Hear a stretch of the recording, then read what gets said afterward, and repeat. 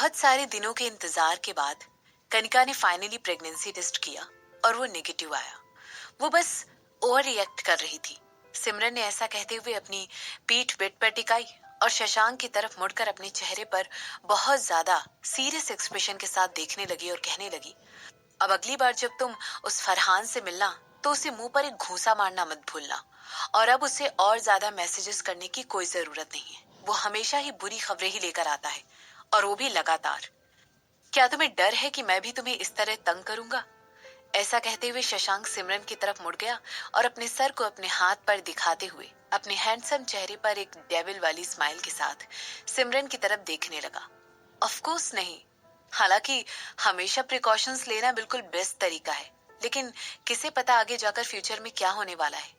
क्या होगा अगर तुम बाद में ये पता लगाओ कि मैं बहुत ज्यादा बुरी हूँ और बिल्कुल एक बुरी चुड़ैल की तरह हूँ और तुम मुझे छोड़ने के लिए डिसाइड कर लो तो?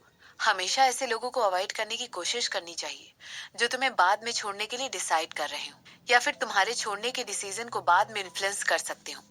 ऐसा कहते हुए सिमरन के चेहरे पर एक बहुत ही कठोर एक्सप्रेशन था। क्या होता अगर फरहान की मेंटल फिटनेस एक जानलेवा बीमारी की तरह होती, कोई छूत की बीमारी? सिमरन नहीं चाहती थी कि उसका हस्बैंड भी बिल्कुल उसके फ्रेंड की तरह ही बुजदिल बन जाए। तुम्हें ये बात पता भी है कि आखिर फरहान ने ये सब किया क्यों है? तुम्हें उससे नफरत करने से पहले उसके साइड की एक्सप्लेनेशन को भी तो सुनना पड़ेगा। शशांक ने सिमरन को समझाते हुए कहा। सिमरन ने तुरंत अपनी आंखें छोटी करते हुए उसकी तरफ देखा। तुम्हें वाकई में उससे दूर रहना चाहिए। तुम्हें पता है क्या, तुम्हें उसे दोबारा देखना भी अलाउड नहीं है। जैसे ही मैं उससे मिलूंगी मैं उससे खुद उसके मुंह पर एक बड़ा सा पंच मारने वाली हूँ। ऐसा कहने के बाद सिमरन ने शशांक की गर्दन पर अपना सर रख लिया और आगे कहने लगी, आदमी भी इंसान ही होते हैं और हम सब बिल्कुल भी भरोसा करने के लायक नहीं हैं। हमारे इमोशंस भी परमानेंट नहीं होते हैं। फ्यूचर में हो सकता है हमारे इमोशंस भी चेंज हो जाए। ये तो बिल्कुल नॉर्मल बात है। शशांक ने ऐसा कहते हुए सिमरन की बात का जवाब दिया। सिमरन को फील हुआ कि जैसे शशांक ने उसकी बात पर हाँ में सिर हिलाया था। तुम मेरी हर बात में हाँ क्यों मिला रहे हो? ऐसा पूछते हुए सिमरन ने तुरंत अपनी गर्दन शशांक के ऊपर से हटाई और उसकी तरफ घूर कर देखने लग गई। अगर मैं तुम्हारी हर बात में हाँ नहीं मिलाऊंगा? ऐसा कहते हुए शशांक जानबूझकर अपनी बात को बीच में रोककर सिमरन को एक बेवकूफी भरी स्माइल देने लगा और फिर आगे कहने लगा, तुम यही कहोगी कि मैं एक हिपोक्रेट हूँ और फिर तुम मुझसे बाकी इंसानों के नेचर को लेकर लड़ाई करोगी। सुबह के 7 बज चुके हैं। तुम्हें नहीं लगता है कि इस बारे में बहस करने के लिए ये दिन का कुछ ज्यादा ही जल्दी का समय है? और मुझे नहीं लगता है हमारे रिलेशनशिप में इन सब चीजों से ज्यादा मायने हैं। सिमरन ने तुरंत अपनी आंखें बड़ी करके शशांक की तरफ देखा। हालांकि वो सोच रही थी कि वो वापस अपना सर शशांक की गर्दन पर रख ले और उसके साथ थोड़ी सी कडलिंग कर ले। शशांक के शब्द वाकई में बिल्कुल सही थे। ये बिल्कुल नॉर्मल बात है कि सभी लोगों के इमोशंस चेंज हो जाते हैं और ये वाकई में सुबह में बहुत जल्दी का टाइम था उन दोनों के लिए बहस करने का। लेकिन सिमरन को सबसे ज्यादा एंटरटेनिंग बात तो इस समय ये लग रही थी कि शशांक इतने अच्छे से और कितनी आसानी से उसके ख्यालों को पढ़ लेता था। उसकी कमाल की एबिलिटी थी ऐसा करने की।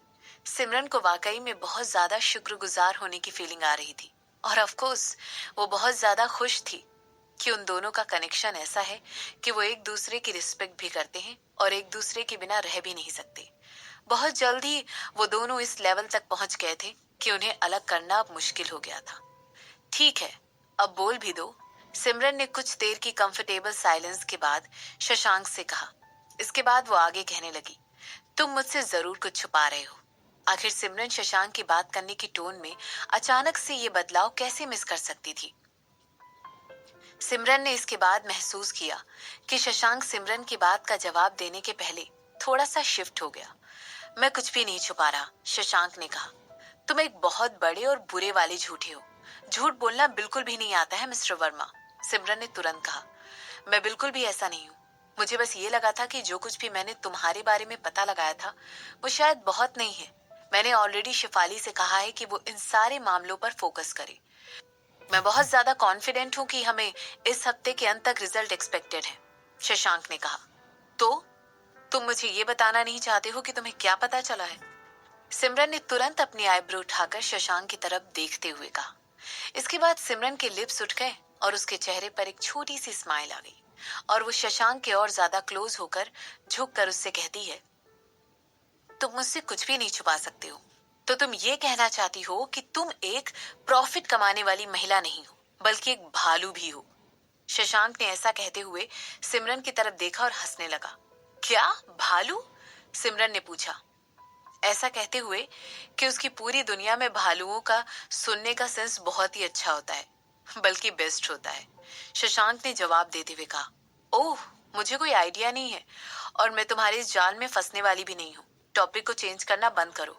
ऐसा कहते हुए सिमरन ने धीरे से शशांक के हाथों पर एक थपकी दी और आगे कहने लगी, मैं उस हर एक चीज के बारे में जानना चाहती हूँ जो तुम्हें पता चली है। यही तो प्रॉब्लम है, मुझे तुम्हारे बारे में पूरी बातें पता नहीं चल पाई हैं, शशांक ने जवाब देते हुए कहा। उसके इस जवाब को सुनकर सिमरन उसकी तरफ घूर कर देखने लगी थी। इसके बाद उसने आगे कंटिन्यू करते हुए कहा, मगर वो पॉजिटिव था। वो तुम्हारा जुड़वा भाई है। एक डीएनए सब कुछ सेटल कर देगा। मैं उसी पर ऑलरेडी काम कर रहा हूँ। हालांकि सारे सबूत इसी कंफ्यूजन पर इशारा करते हुए कह रहे हैं। ठीक है, मुझे इसके बारे में बताओ, सिमरन ने कहा। इसके बाद सिमरन ने सुना कि शशांक के मुंह से एक छोटी सी आह निकली, जो उसकी हेल्पलेसनेस को दर्शा रही थी। उसको पता था कि वो वाकई में उससे कुछ भी नहीं छुपा सकता था। शशांक सिर्फ और ज्यादा डिटेल्स को जानना चाहता था, ताकि वो किसी भी तरह की कंफ्यूजन को अवॉइड कर सके, जो इस करंट सिचुएशन के साथ डील कर रही थी। चंद्रशेखर और जोया की शादी 26 साल पहले हुई थी। शशांक ने अपना सिर हिलाते हुए कहा, इस बात का सिर्फ एक ही मतलब हो सकता है कि अगर वो तुम्हारे पिता होते तो वो तुम्हारी माँ से उनकी शादी होने के पहले मिले थे। वो कोई ऐसे आदमी नहीं थे जो किसी के साथ चैटिंग कर सके, और तुम्हारी माँ भी कोई मिस्ट्रेस नहीं थी। ओह, मगर अगर ये दोनों उस समय भी लवर्स थे, तो मेरी माँ को तब भी एक मिस्ट्रेस कहकर ही बुलाया जाएगा। किसी को भी उसकी रियल आइडेंटिटी के बारे में नहीं पता था, इसलिए हो सकता है उन लोगों ने उसे किसी ऐसे इंसान की तरह लेबल कर दिया हो जिसके बारे में उन लोगों को पता था कि वो किसी भी अमीर आदमी के बिस्तर में घुसने के लिए कुछ भी कर सकती थी। सिमरन ने अपनी बात को आगे कंटिन्यू करते हुए कहा भरी और शशांक के साथ शेयर की। ये बात बिल्कुल सही है। खैर, जो दूसरी बात जिसके बारे में मैं बात करना चाहता हूँ वो ये है कि वो आदमी यश तुम्हारे एक दिन बाद पैदा हुआ है, शशांक ने कहा।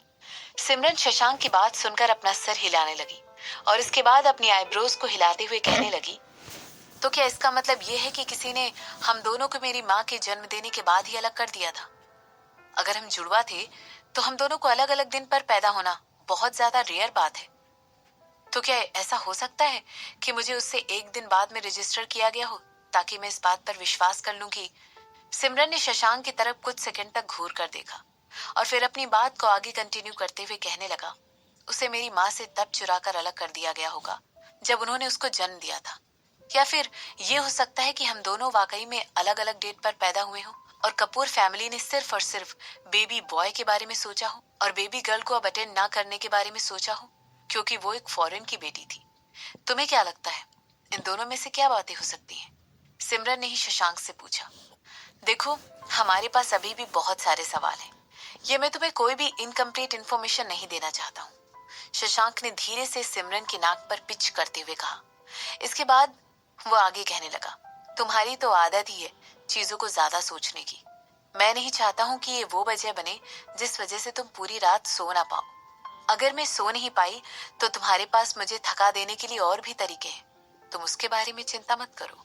धीरे से बहुत ही कोमल आंखों से अपने हस्बैंड की तरफ सिमरन ने देखा और आगे कहने लगी, मैं समझ सकती हूँ तुम्हारे लिए चिंता की बात क्या हो सकती है। थैंक यू, मगर मैं तुम्हें पूरा यकीन दिला सकती हूँ कि ये मेरे सोने के तरीके को किसी भी तरीके से अफेक्ट नहीं करेगा। इस समय मेरी प्रायोरिटी गुजरे हुए कल में नहीं है, बल्कि आने वाले कल में है। और यही वजह है कि ये बात इस चीज को इन्वॉल्व करती है कि मैं और ज्यादा पैसे कमाऊं और तुम